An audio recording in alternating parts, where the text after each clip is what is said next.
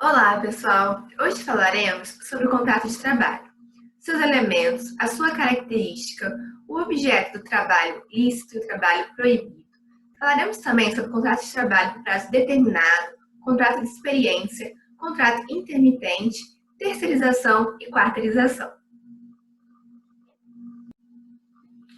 O artigo 442 da CLT, ele traz a definição do contrato individual de trabalho como o acordo tácito ou expresso correspondente à relação de emprego.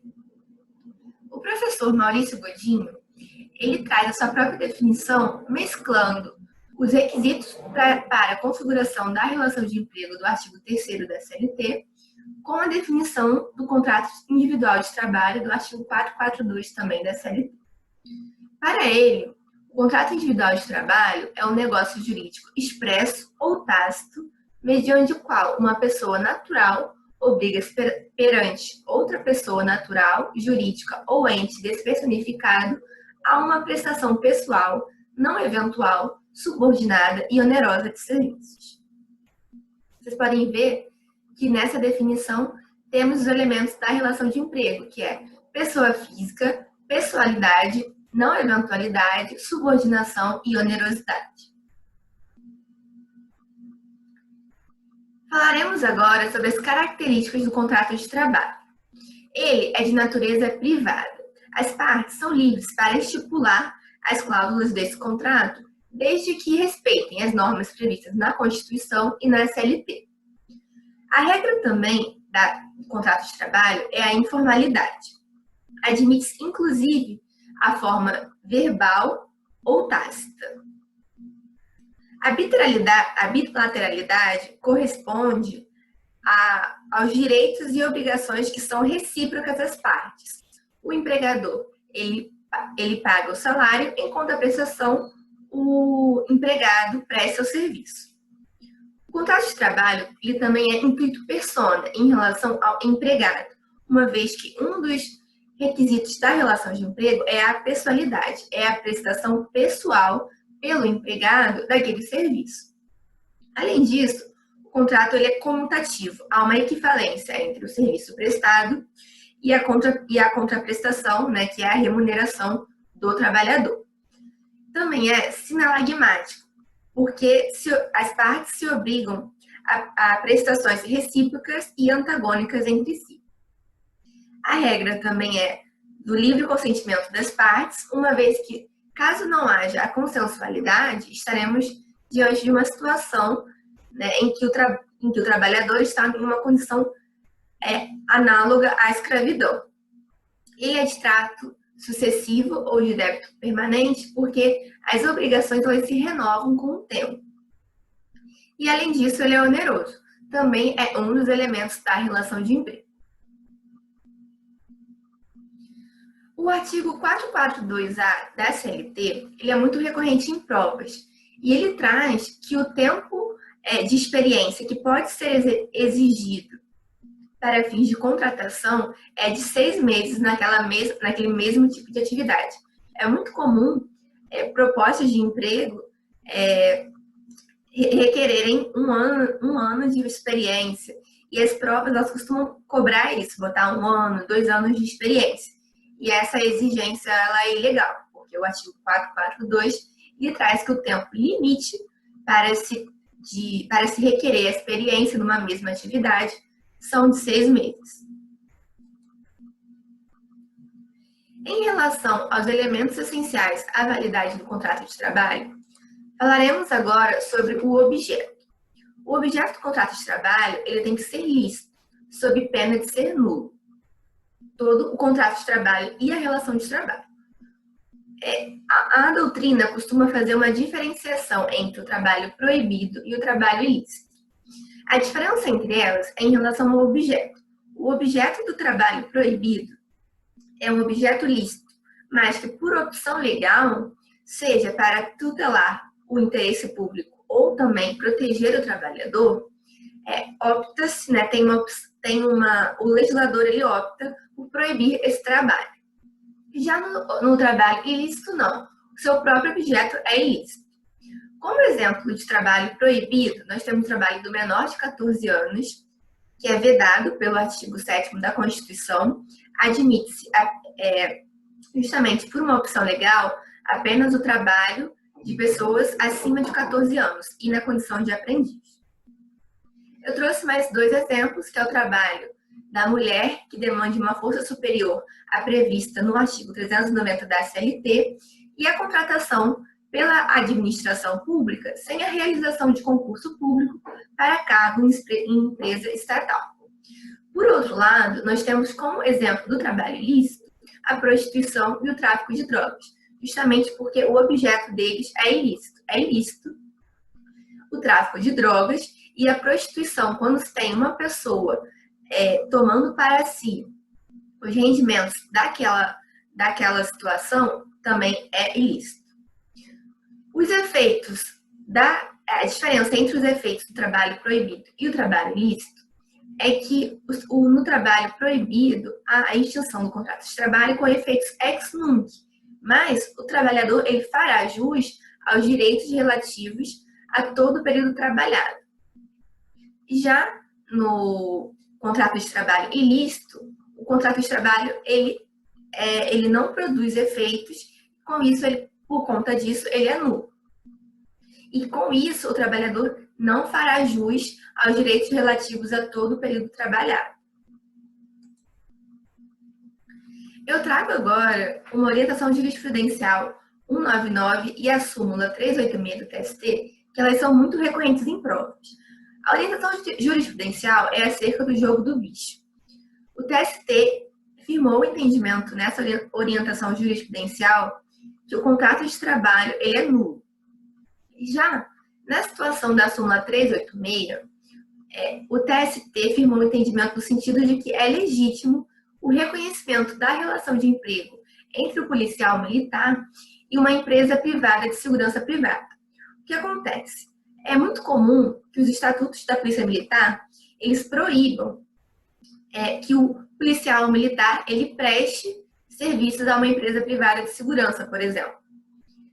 E havia muita celeuma sobre o tema se esse contrato de trabalho com a empresa privada seria nulo ou não. O TST entendeu que é legítimo reconhecer essa relação, esse vínculo empregatício com a empresa privada, independentemente dele vir a sofrer uma penalidade disciplinar prevista em seu estatuto. Em relação à classificação dos contratos de trabalho, o artigo 443 ele versa sobre o tema. O contrato de trabalho pode ser tanto tácito como expresso, verbal ou escrito. Em regra, ele é por prazo indeterminado, mas se admite também por prazo determinado. E com a reforma trabalhista, foi regulamentado o Instituto do Contrato de Trabalho Intermitente. O parágrafo 3º do artigo 443, ele regulamentou o trabalho intermitente no Brasil.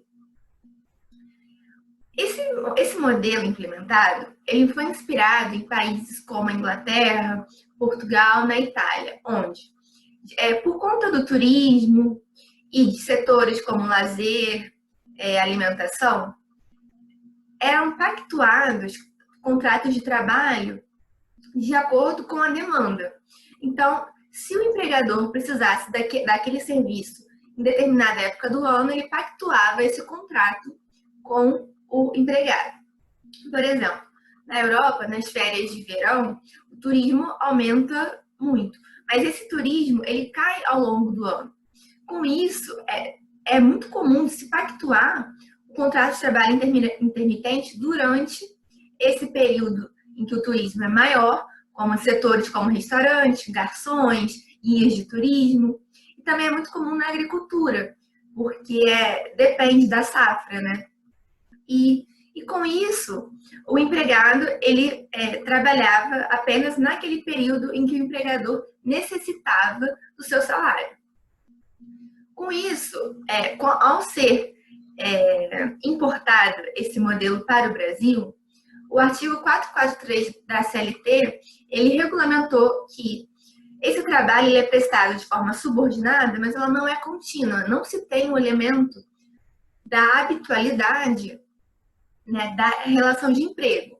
O que se tem aqui é uma alternância de períodos de prestação de serviço, de trabalho e períodos de inatividade, onde não há esse trabalho, onde não se tem, onde o empregado não está à disposição do empregador. Esse período de atividade de trabalho ele pode ser determinado tanto em horas como em dias ou em meses. E ele independe da atividade desenvolvida pelo empregado ou pelo empregador.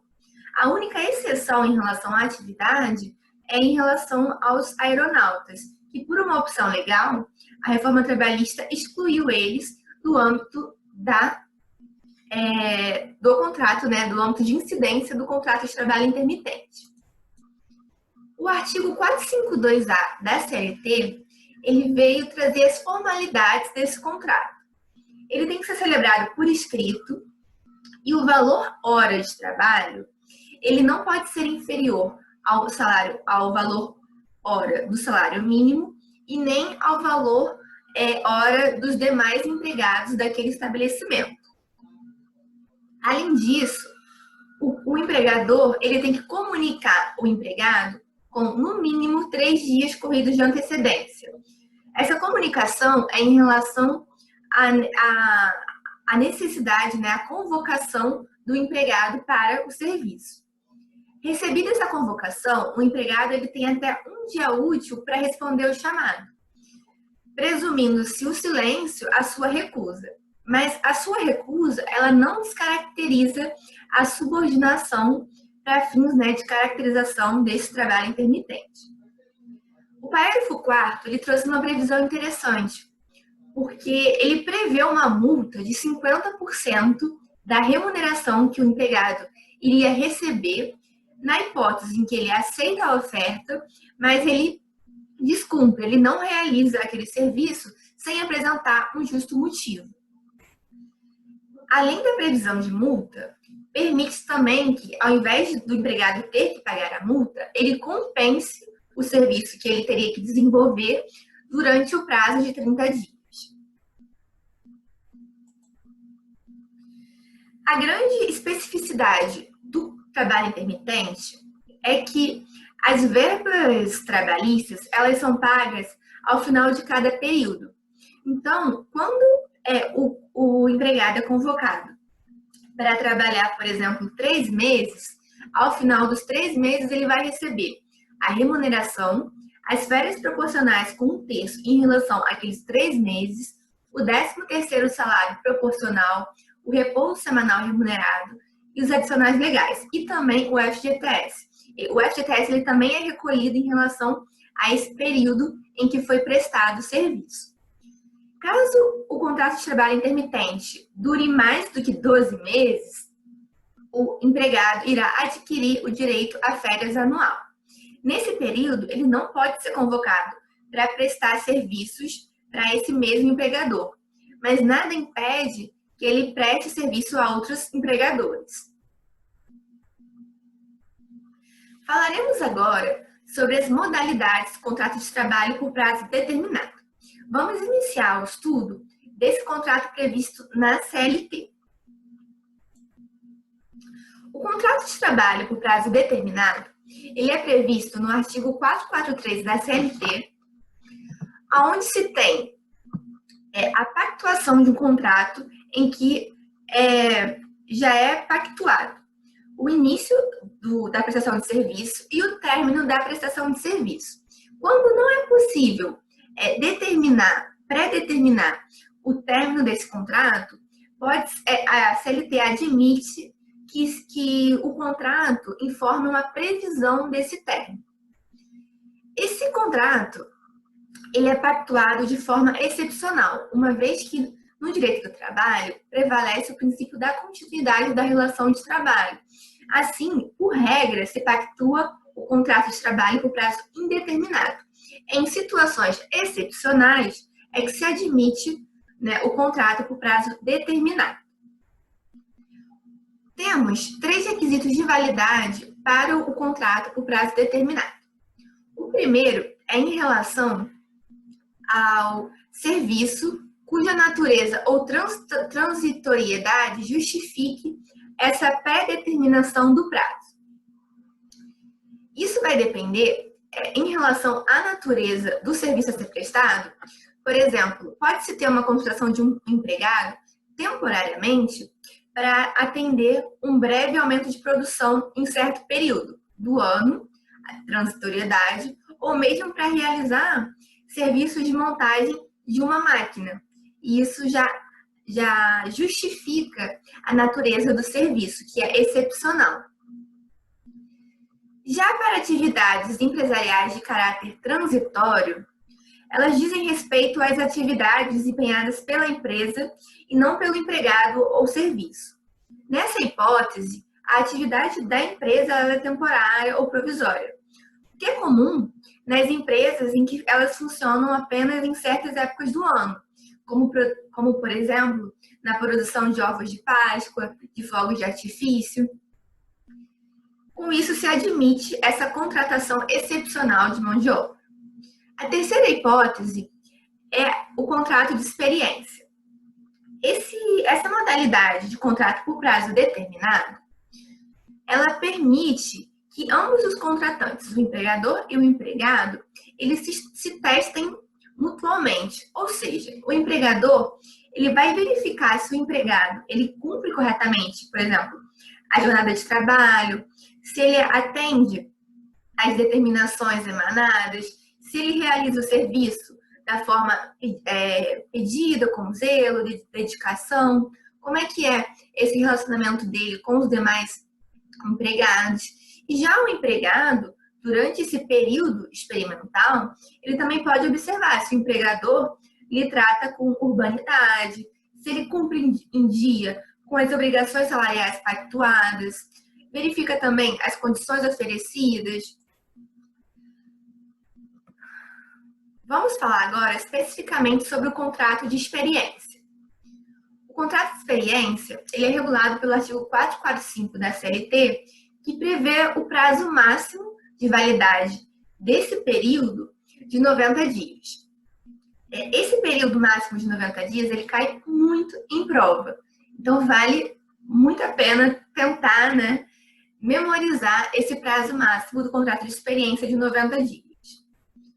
Dentro desse prazo de 90 dias, se admite uma prorrogação, mas o contrato de experiência ele pode ser pactuado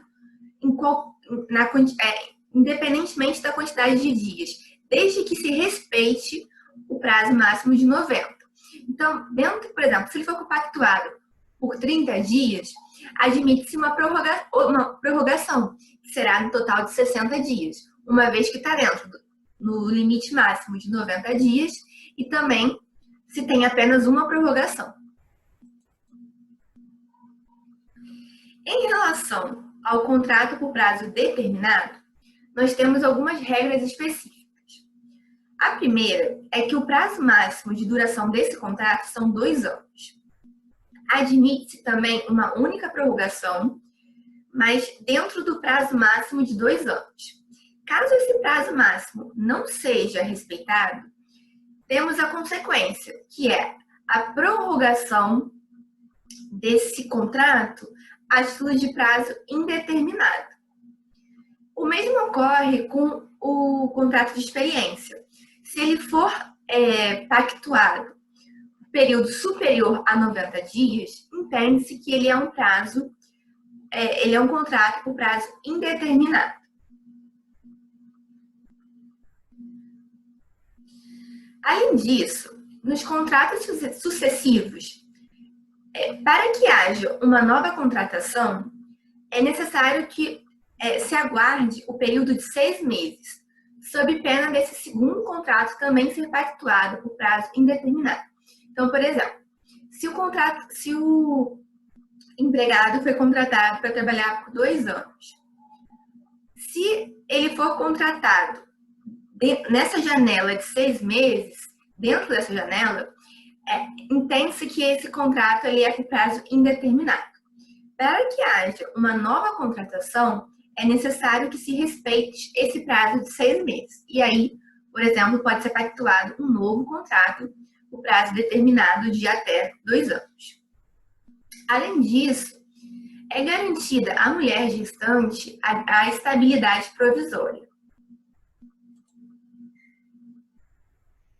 Na hipótese em que o empregador ele rompe com o contrato antes do término final, sem que apresente um justo motivo, ele terá que pagar uma indenização, que consiste na metade dos salários devidos até o fim do contrato, mais a multa de 40% do FGTS. O mesmo é aplicado ao empregado. Na hipótese em que ele rompe com o contrato antes do término final, sem também apresentar um justo motivo, ele vai ter que indenizar o empregador pelos prejuízos causados. No entanto, o valor dessa indenização ela não pode ser superior ao valor que o empregado viria a receber se ele continuasse, laborando dentro daquele contrato por prazo determinado. Além disso, em regra, o que temos é a ausência de aviso prévio, justamente porque o aviso prévio ele serve para proteger o trabalhador nos contratos por prazo indeterminado, quando para que ele consiga programar a sua vida para conseguir um novo emprego. Como no contrato por prazo determinado ele já tem a previsão de término, por essa razão não se tem o aviso prévio, exceto na hipótese de cláusula assecuratória do direito recíproco de rescisão, onde se nessa cláusula ela assegura que na hipótese de rescisão antecipada do contrato por prazo determinado, serão aplicados os princípios que regem o trabalho por prazo indeterminado. Com isso, se tendo um contrato de trabalho com a cláusula assecuratória do direito recíproco, se o empregador ele dispensa aquele empregado, ele terá que pagar o aviso prévio e a multa de 40%. Agora, se o empregado ele rompe com o contrato de trabalho, ele vai ter que cumprir ou indenizar o empregador em relação ao aviso prévio. O contrato de trabalho temporário ele é regulado pela Lei 6.019 de 74. Ele é muito utilizado aqui no Brasil nas épocas de final de ano, nas festas, onde se tem o aumento da demanda e se utiliza muito no comércio, por exemplo, mas também se utiliza nos hotéis, em navios, restaurantes, justamente para suprir o excesso de serviço que surge na alta temporada. A diferença do trabalho temporário para um contrato de trabalho intermitente ou para um contrato por prazo determinado é justamente que no trabalho temporário se tem a empresa de trabalho temporária, que ela atua como uma intermediadora da mão de obra e do cliente, do tomador de serviço. O tomador de serviço, ele não pode diretamente contratar o trabalhador, Ele só pode contratar nessas hipóteses que são autorizadas por lei, que é quando se tem a necessidade de substituição transitória do pessoal permanente, dos seus empregados permanentes, ou quando há uma demanda complementar de serviço.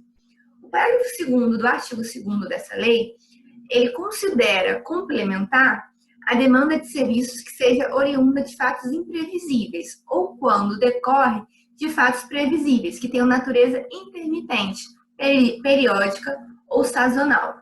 Então, como se pode ver, os sujeitos do contrato de trabalho temporário são 3.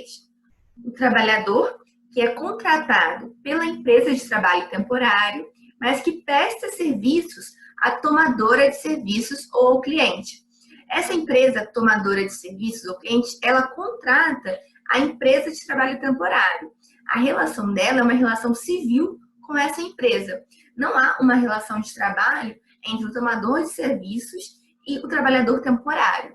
O que há é apenas a prestação de serviço do trabalhador temporário por essa tomadora. o vínculo empregatício é entre o trabalhador temporário e a empresa de trabalho temporário.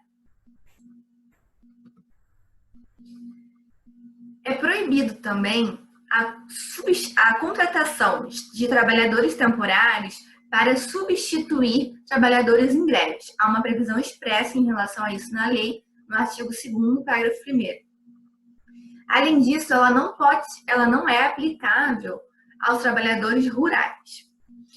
O prazo máximo de trabalhadores temporários são de 180 dias e admite-se que seja prorrogado até 90 dias. Essa dinâmica é diferente do contrato prazo determinado ou contrato de experiência. Neles tem que se respeitar o prazo máximo e a prorrogação ela ocorre dentro desse prazo máximo. Aqui não. Aqui se tem o prazo máximo de 180 dias, que podem ser consecutivos ou não, e que eles podem ser prorrogados por até 90 dias, desde que seja comprovada, né, a manutenção das condições que o ensejaram. Além disso, não há a hipótese de aplicação do contrato de experiência ao trabalhador temporário contratado, né, pela tomadora de serviços. Em relação às verbas rescisórias, a empresa que contrata a empresa que presta o serviço temporário, ela é subsidiariamente responsável pelas obrigações trabalhistas decorrentes, né, do período em que ocorreu o trabalho temporário. Assim, numa eventual ação trabalhista, o empregado ele vai exigir diretamente da empresa temporária e, caso essa empresa, por algum motivo, não cumpra com suas obrigações, ele pode acionar subsidiariamente a contratante, a empresa para a qual ele prestou efetivamente o serviço.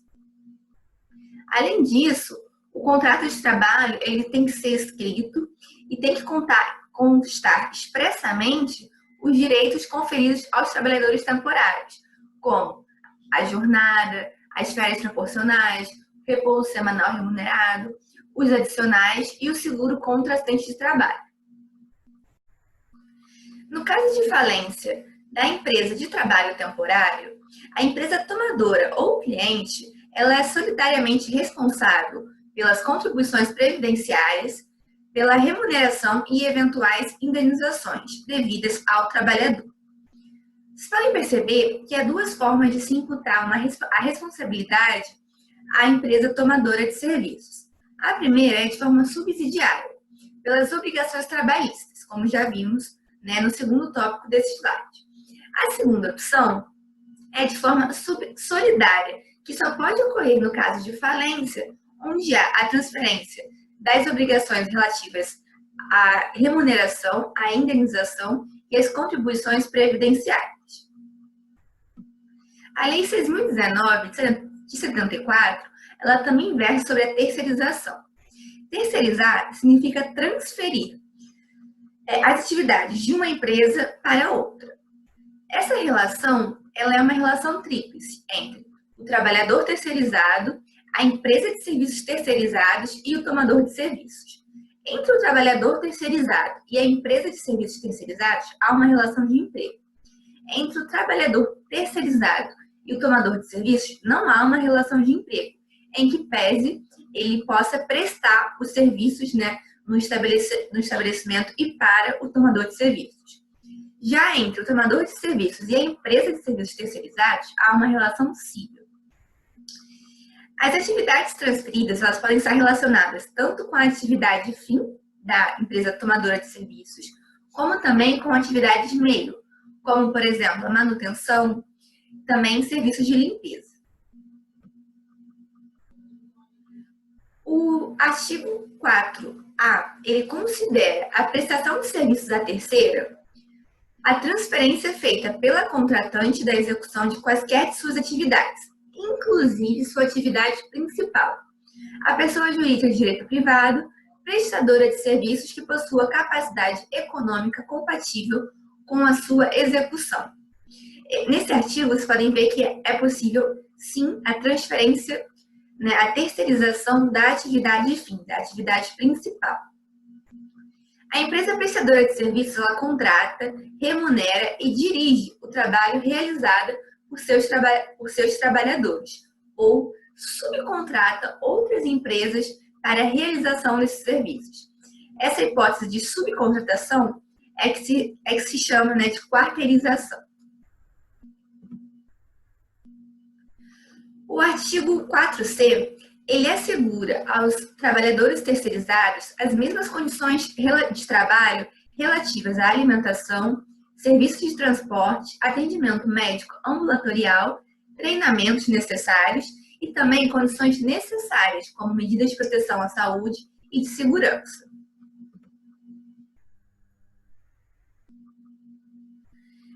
O artigo 5º-A, ele reforça a possibilidade da terceirização da atividade fim. E o STF, na ADPF 324 e no RE 958252, ele fixou a tese que autoriza a terceirização em todas as etapas do processo produtivo.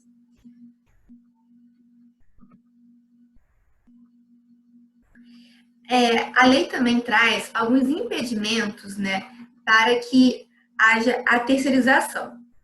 Não pode figurar como contratada a pessoa jurídica cujos titulares ou sócios tenham, nos últimos 18 meses, prestado os serviços a contratante na qualidade de empregado ou trabalhador sem vínculo empregatício, exceto se os referidos titulares ou sócios já forem aposentados.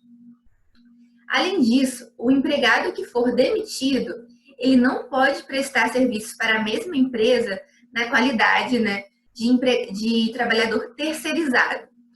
Tem que se respeitar a janela de 18 meses. Isso é justamente para se evitar que a empresa principal demita os trabalhadores e os contrate novamente por meio da terceirização. A terceirização, ela não implica apenas na transferência das atividades da empresa, mas também nas obrigações trabalhistas, previdenciárias. A súmula 331 do TST, ela é muito recorrente em provas e muito utilizada na vida prática do advogado. Ela versa sobre a responsabilidade subsidiária do tomador de serviços. O item 3 dessa súmula, ele já descaracteriza o vínculo empregatício entre o tomador e aqueles trabalhadores da área da vigilância, da conservação e limpeza. Para que se consiga, na prática, caracterizar o vínculo empregatício, é necessário que haja os elementos da pessoalidade e da subordinação direta. Ou seja, é preciso que o tomador de serviços dê as ordens diretamente ao trabalhador terceirizado, para aquele mesmo trabalhador terceirizado, né, porque o que tira da terceirização esse vínculo de pessoalidade entre o trabalhador e o tomador de serviços é que, em tese, a empresa terceirizada pode enviar qualquer trabalhador da sua composição para que preste aquele serviço à empresa tomadora. Caso haja sempre a mesma pessoa prestando aquele serviço, tendo só assim a pessoalidade e que ela esteja subordinada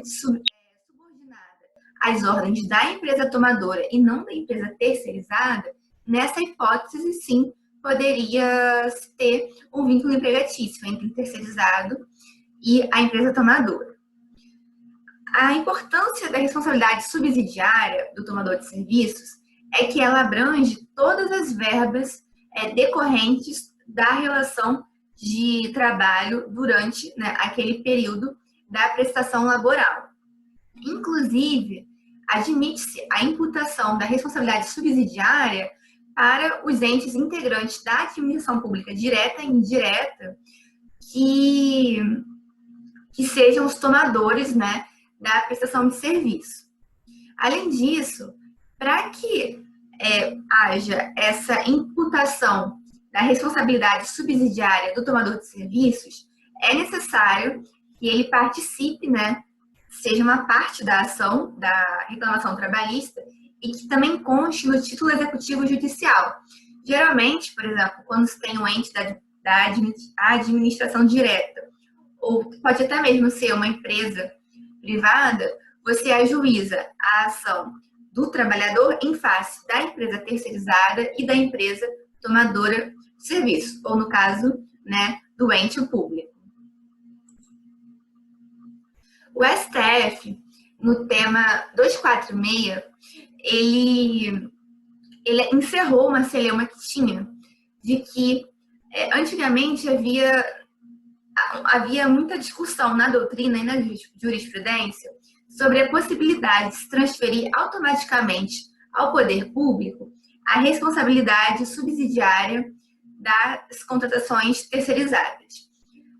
No ano de 2019, o STF firmou, né, a tese no tema 246, dizendo que não há essa transferência automática da responsabilidade da empresa tomadora para o poder público. Para que haja essa transferência, é necessário que haja uma culpa do poder público. Seja uma culpa em legendo, que é na escolha da empresa tomadora de serviços, que, por exemplo, pode ser uma empresa que não seja proba, né? Ou uma culpa em vigilando, uma falha na fiscalização daquele contrato. Bom, por último, eu trago essa figura que mostra, né, como é que ocorre a quarteirização. A quarteirização ocorre quando a empresa terceirizada ela subcontrata o seu serviço. Então, nessa relação, nós temos 4 sujeitos: o trabalhador terceirizado, a empresa de serviços quarteirizadas, a empresa de serviço terceirizado e o tomador de serviço. Faremos agora algumas questões relacionadas aos temas que vimos na aula de hoje. A primeira questão é do ano de 2019. Vera Lúcia tem 17 anos e foi contratada como atendente em uma loja de conveniência, trabalhando em escala de 12/36 no horário de 19 às 7 da manhã, com pausa alimentar de 1 hora. Essa escala é prevista no acordo coletivo assinado pela loja com o sindicato de classe em vigor. A empregada teve a carteira de trabalho assinada e tem como atribuições auxiliar os clientes, receber o pagamento das compras e dar o troco quando necessário. Diante do quadro apresentado e das normas legais, assinale a afirmativa correta. Vocês podem ver que a questão ela traz muitos detalhes, né? As informações mais importantes estão na idade de Vera Lúcia, que ela é menor de 18 anos, e na jornada de trabalho, que é entre 19 e 7 horas da manhã. O menor de 18 anos, ele não pode trabalhar à noite. Por conta disso, por essa opção legal, esse trabalho ele é proibido. Por conta da vedação do artigo 7º, inciso 33 da Constituição, que proíbe o trabalho noturno, perigoso, insalubre dos menores de 18 anos. Nessa questão, também é sobre trabalho proibido e trabalho ilícito e traz o seguinte questionamento. No contexto da teoria das nulidades do contrato de trabalho, assinale a alternativa correta.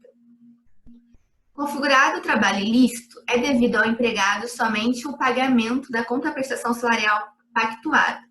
Na hipótese do trabalho ilícito, que é aquele trabalho decorrente de um objeto ilícito, como o tráfico de drogas ou a prostituição, não cabe, né, o cumprimento, a contraprestação salarial. Essa questão, a resposta é a mesma que a questão anterior, ela invoca, né, o artigo 7º, 33 da Constituição. Eu trouxe ela para vocês verem a importância, né, desse artigo que vem sendo cobrado de forma recorrente no exame da ordem. A próxima questão também é sobre o tema.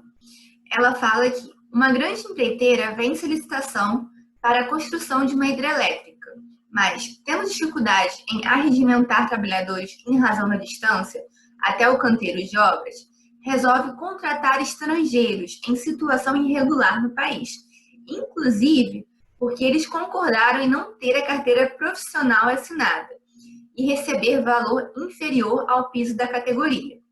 A contratação, na hipótese apresentada, contemplam o caso de trabalho escravo, trabalho válido, trabalho proibido ou trabalho ilícito. A diferença entre trabalho proibido e trabalho ilícito é justamente a ilicitude do seu objeto.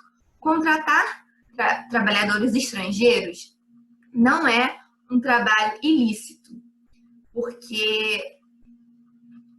porque não há nada de ilícito, né, nessa contratação. No entanto, o que está incorreto é você contratar sem assinar a carteira. Por conta disso, a resposta é o trabalho proibido. Porque o seu objeto em si ele é lícito, mas por uma opção legal, que é a obrigatoriedade de se assinar a carteira, ele se torna proibido. Assinale a opção correta de acordo com o contrato individual de trabalho regido pela CLT. O referido contrato somente poderá ser acordado de forma expressa. Está incorreto, nós já vimos que pode ser tanto expresso quanto tácito. É exigida a forma especial para a validade e eficácia do contrato em apreço, motivo pelo qual não é permitida a forma verbal. Também está incorreto. O contrato de trabalho por prazo determinado de 2 anos poderá ser prorrogado uma única vez, por igual período. Essa afirmativa também está incorreta, porque o contrato de trabalho por prazo determinado ele é até 2 anos e a prorrogação tem que ser nesse período de 2 anos. A letra D diz que no contrato mencionado, o contrato de experiência poderá ser prorrogada uma única vez, porém não poderá exceder o prazo de 90 dias. Essa é a opção correta, como nós vimos, né, de acordo com o artigo 445, parágrafo único da CLT. Verônica foi contratada a título de experiência por 30 dias. Após 22 dias de vigência do contrato, o empregador resolveu romper antecipadamente o contrato que não possuía cláusula assecuratória do direito recíproco. Como nós já vimos, Verônica terá direito à remuneração por metade, a que teria direito até o término do contrato. Essa hipótese de ruptura antecipada dos contratos temporários, dos contratos por prazo determinado, ela está prevista no artigo 479 da CLT. Um determinado empregado, ele é vigilante e, por meio do seu empregador, sempre prestou serviços terceirizados a uma instituição bancária privada. Após ser dispensado, o ex-empregado ajuizou ação contra o seu antigo empregador e a instituição bancária, reclamando horas extras, diferença por acúmulo de funções e indenização por dano moral. Sobre a situação apresentada, assinale a afirmativa correta. Trata-se de hipótese de terceirização e a instituição bancária ela pode ser condenada de forma subsidiária de acordo com a súmula 331, item 6 do TST. Rodrigo foi admitido pela empresa Dona Confecções a título de experiência por 45 dias. No 35º dia após a admissão, Rodrigo foi vítima de um acidente de trabalho que o obrigou a ficar afastado por 18 dias. De acordo com o entendimento do TST, eu trouxe essa questão para a gente trabalhar a súmula 378 do TST, que ela assegura a estabilidade provisória àquele trabalhador que sofre um acidente de trabalho e que ele está, né, num contrato por prazo determinado.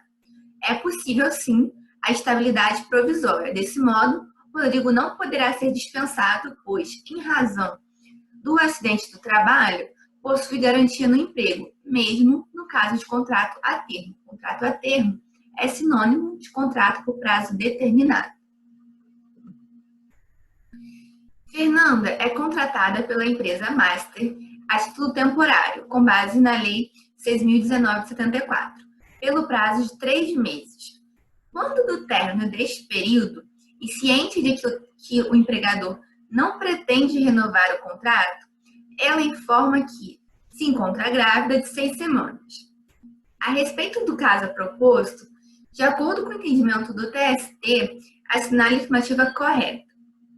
Também trouxe essa questão porque o TST tem a súmula 244, que assegura a estabilidade provisória à gestante nos contratos por prazo determinado.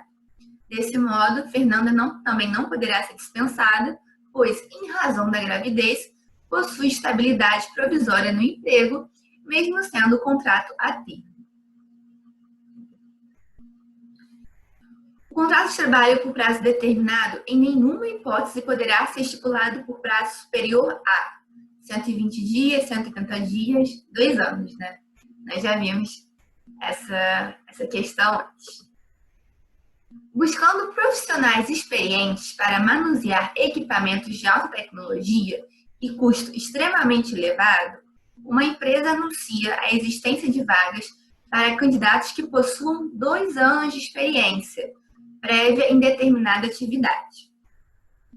Como nós já vimos, a CLT dispõe que o prazo máximo para se exigir uma experiência prévia em determinada atividade do trabalhador são 6 meses. Eu trouxe esse artigo justamente para mostrar para vocês que esse prazo ele é muito recorrente em provas. Tanto o prazo do período de experiência de 6 meses, como do contrato de experiência de 90 dias e do contrato por prazo determinado de 2 anos. Essas 3 datas são bastante importantes. Uma empresa põe anúncio em jornal oferecendo um emprego para a função de vendedor, exigindo que o candidato tenha experiência anterior de 11 meses nessa função. Diante disso, assinale a alternativa incorreta. É a letra D, que diz que a exigência é ilegal, pois o máximo que o futuro empregador poderia exigir são 6 meses de experiência. Bom, a aula de hoje foi um pouquinho extensa, mas eu espero que tenha sido proveitosa para vocês. Segue, né, a bibliografia recomendada. No próximo slide também tem o meu contato. Qualquer coisa, vocês podem entrar em contato comigo pelo Instagram ou pelo e-mail. E eu aguardo vocês nas nossas próximas aulas. Até lá!